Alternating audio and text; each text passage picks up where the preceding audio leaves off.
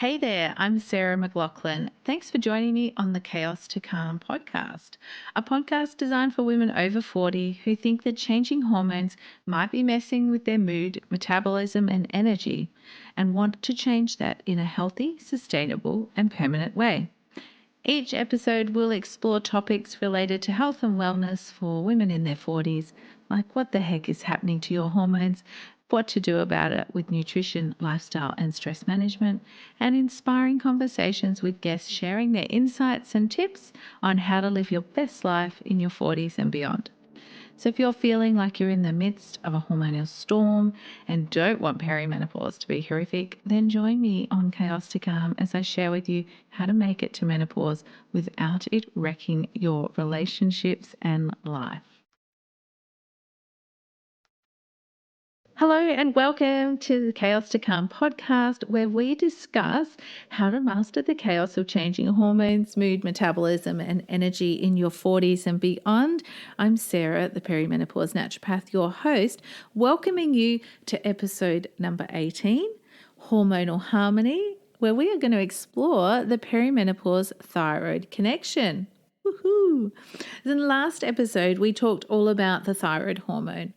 It's the thyroid hormone. The thyroid, what it is, thyroid hormones, how to look at your blood tests and see whether it's out of range. And I hope that you've gone and downloaded my latest freebie that I made for that episode, which is a cheat sheet on how to, with the optimal ranges for your, not just your thyroid hormone tests, but other blood markers, like iron studies and vitamin D and things like that, that are really important for your overall health, especially in your 40s and beyond. So today I want to talk some more about how your thyroid is influenced by the hormone fluctuations of perimenopause, because, well, I mentioned as well last episode how often the symptoms that you might feel when your thyroid is out of balance can be dismissed as just perimenopause, or you're a busy mum, all that kind of stuff. So I always like to say, and I'm sure I've said it before in one of the episodes at least leading up to this one, that if you feel like there's something not right in your body, well, you're probably right, because you know your body best. I mean, you've lived in it the longest. And so please do follow it up. So if someone dismisses something as you're just getting old, or, oh, you're just a busy mum, but that doesn't really sit right with you, please do follow it up and, get a second or third opinion even if you need to there. So let's talk about thyroid dysfunction and your what happens in your 40s and perimenopause when your hormones start to fluctuate. So we've talked in the past about progesterone, your natural, stress, sleep, cardiovascular disease protector, immune modulating hormone. It's so many wonderful things to us. And sadly, during our 40s and perimenopause, it starts to decline. Now, that decline in progesterone has an impact on our thyroid and our thyroid hormones. Isn't that interesting? So as it declines, as progesterone declines in perimenopause, it has less of an influence on the immune system. So that can increase the risk of you developing an autoimmune condition, and if you have a family history of thyroid problems or autoimmune thyroid problems, then you're more at risk of developing something like Hashimoto's thyroiditis, which is a hypothyroid condition, so a slow thyroid condition. But the reason that your thyroid hormones are out of balance is because your immune system is attacking your thyroid and killing the cells that help make your thyroid hormones. So progesterone helps maintain the balance of your immune system. It's immunomodulatory, so it keeps it balanced and working how we want it to. But when it declines in your 40s and perimenopause, it has less of that modulating effect or calming effect. Just think of progesterone, I've talked about it before. It's just really calming and soothing. So as that declines, it's less of that calming influence on your immune system. Your immune system can come out like a drunk cat. And and get really confused and start attacking your own cells, which is not what your immune system is supposed to do. Very naughty immune system there. It is not supposed to attack your own cells. It's only supposed to attack invading pathogens or irritants or bacteria and viruses and things like that. So sadly, though, it can go haywire, and it's more likely to go haywire in perimenopause because progesterone is declining. It's sad. But while that's happening, yes, that's true, we've also got the impact that estrogen has on our thyroid function. So fluctuating estrogen levels in perimenopause can impact the conversion of your thyroid hormone. So remember last time I talked about thyroxine, T4, is like the storage version of your thyroid hormone floating around in your bloodstream, waiting for your cells to need it or your body to need it. When it gets an iodine chopped off it, and it becomes T3, triiodothyronine. So estrogen can interfere, estrogen imbalances can interfere with that conversion process. So that can lead to lower levels of T3. And T3 is the active thyroid hormone that tells your cells how quickly to work and when to work. So reduced T3 levels will slow down your metabolism and metabolic processes. So that'll affect your energy expenditure, how many calories you use, and can potentially contribute to weight gain. Remember that slow thyroid state, honestly, I think it's like kind of protective from our body as well. It just wants you to slow down and go and crawl into a cave and not have anything else added to your workload or to your mental load there as well. So, like I said, estrogen imbalance there, declining estrogen can affect your conversion of T4 to T3. One other thing that progesterone does as well is it facilitates the action of iodine uptake for your thyroid hormones. Iodine is really important for your thyroid hormones. And so nutrient deficiencies of iodine or insufficient intake can really impact your thyroid function as well. So eat that seaweed. Enjoy your fish, enjoy your seafood. They're really rich sources of iodine there as well. But so I talked about how estrogen's antagonistic to the thyroid hormone. It gets in the way of that conversion. So if you've got lowering progesterone, which you do in your 40s and perimenopause, but you've got wildly fluctuating estrogen and perhaps that estrogen is high, it's got that higher relative gap there as well. So we've got less iodine uptake for less hormones, but also less conversion of thyroid hormone there. So when you've got that estrogen excess or dominance there, where you've got the lowering progesterone sort of widens the gap, makes it seem bigger than it is, and you're in that more dominant state of estrogen, then symptoms of hypothyroidism can occur there as well. So remember in early perimenopause, and this is often when women will develop some kind of thyroid dysfunction because our estrogen is fluctuating and it can go really high, and also your progesterone is declining. So you can have less thyroid hormones available there, but also more likely to develop some kind of immune dysfunction from it there as well. And as I said in the last episode, a lot of those symptoms of a hypothyroid state are often mistaken for natural aging or other factors, particularly things like fatigue and brain fog. I mean, there's many causes of fatigue, it's true. There's lots of reasons why you could be feeling that way, but it's worth having your thyroid tested, and you can just rule, if it's not that great, we'll look at something else or what it might be. So last time I talked as well about that subclinical hypothyroid state, and I just wanted to say that presents as normal or slightly elevated TSH and reduced T4, and often just normal T3 there. I forgot to mention that last time, so apologies. So you're looking at, like maybe your T4 might be sitting around 10 or 11 instead of, say, 16 to 18 or 20 that we would like it to be. So let's talk some more about estrogen and your thyroid hormone. So estrogen influences the synthesis and secretion of thyroid hormones by interacting with your thyroid gland. It stimulates the production of T4 and influences the enzymes involved in that there as well. But it also impacts the conversion of T4 to the active form T3 in your peripheral tissues. So this is what I was talking about.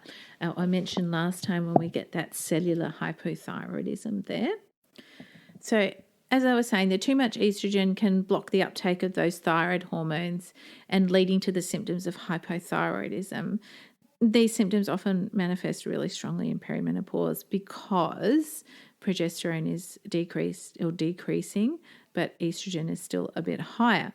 Now, sadly, when you're in that hypothyroid state, I mentioned that, your bowels can slow and you can tend to constipation. So your elimination of hormones like estrogen is slowed, and estrogen can be reabsorbed in the bowel and move back into the bloodstream.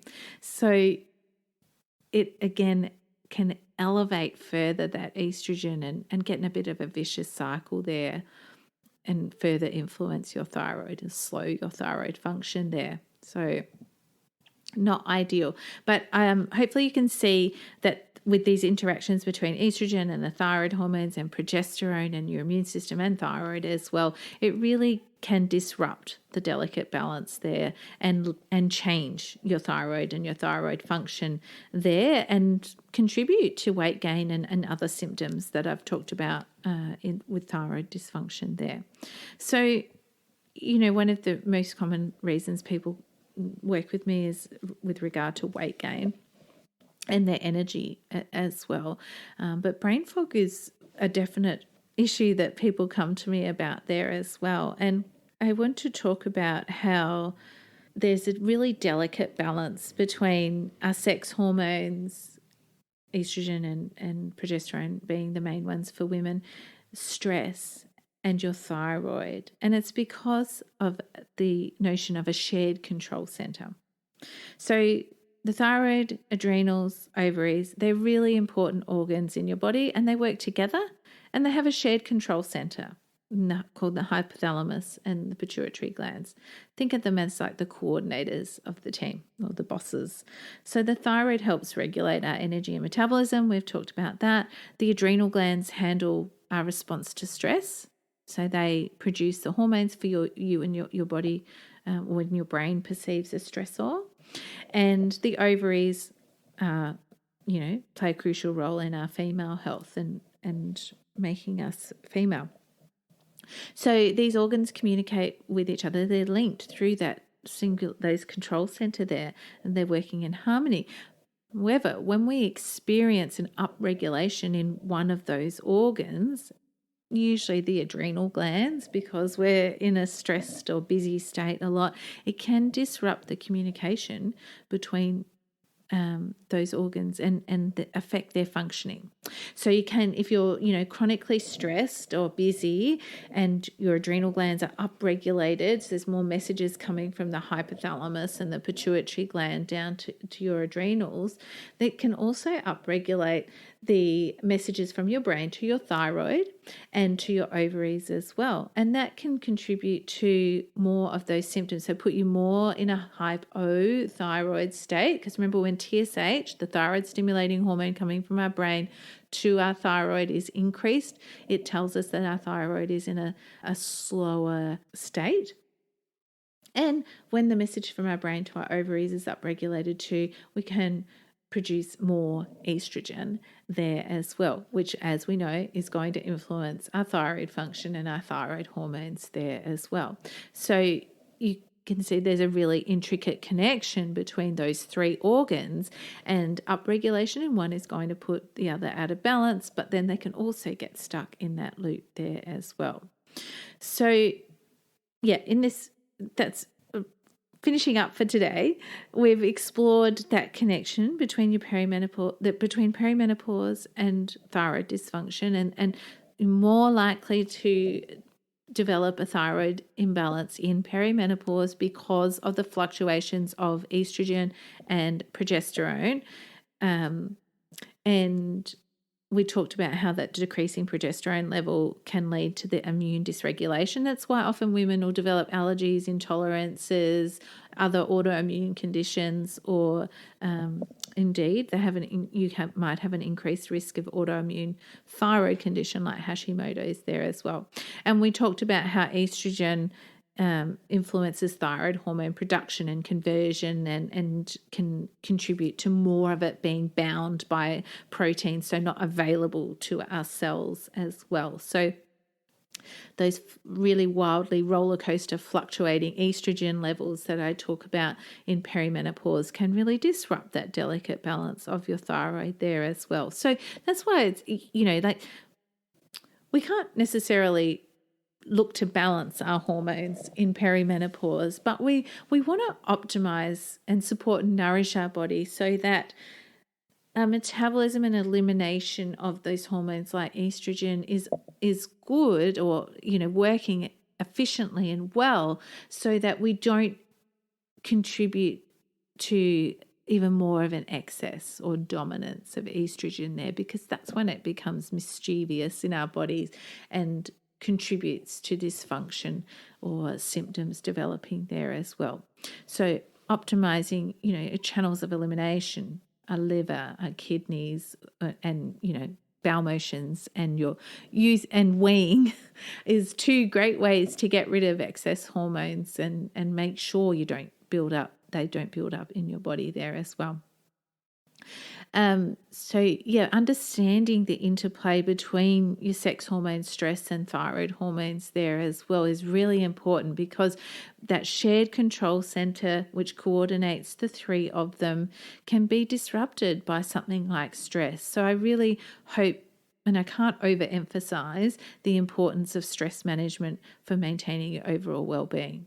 Stress is the biggest blocker to health, happiness, and weight loss for women in their 40s and beyond. It's just as simple as that. So it's all about stress management and building your stress resilience as your natural stress resilience hormone progesterone is declining. So don't worry, it is a soon to become podcast episode here as well, but it is really important, setting your boundaries, saying no, getting plenty of sleep, looking up, all those self-care items that I've talked about in other episodes as well. So important for your overall health and well-being, but the health of your thyroid as well. So when you understand, your thyroid hormones, how it works, it really helps you to navigate this phase of life in perimenopause and take proactive steps to support your overall well-being. And that's really, any time or any effort that you can invest in perimenopause or even before perimenopause will pay you dividends at this time, but also through the rest of your life as well. It's a really fork in the road period of time. Perimenopause, you can choose which way you go, whether you have more risk of chronic disease, or you feel old before your time, or you move through this phase and age with vitality and more ease. So, don't forget to download my latest freebie, which is that cheat sheet of the optimal ranges for the blood markers that are most commonly out of balance for my clients in perimenopause. That will help you interpret your blood test results. Always get a copy for yourself and for your own records. Get your GP to print them out whenever you have blood tests. And don't forget that you can ask for those additional bloods that I suggested last episode. You can always ask your GP to add them on and pay for those yourself, and then interpret the results with my handy dandy cheat sheet. So you can see, not just, you're fine, but are you in that optimal range? Is it set for your best state of health there? So you can find that freebie and the show notes and more at www.chaos2calmpodcast.com. And until next time, I'm Sarah, the Perimenopause Naturopath, reminding you that perimenopause does not have to be horrific.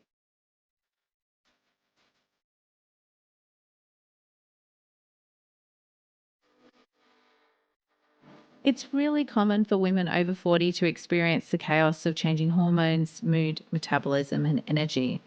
But I hope you know now that common doesn't have to equal normal for you or them. You can help others understand they aren't alone in feeling this way and that perimenopause doesn't have to be horrific by subscribing, leaving a review, and sharing this podcast with other women in their 40s and beyond. Thanks so much for listening and sharing your time with me today in this Chaos to Calm conversation.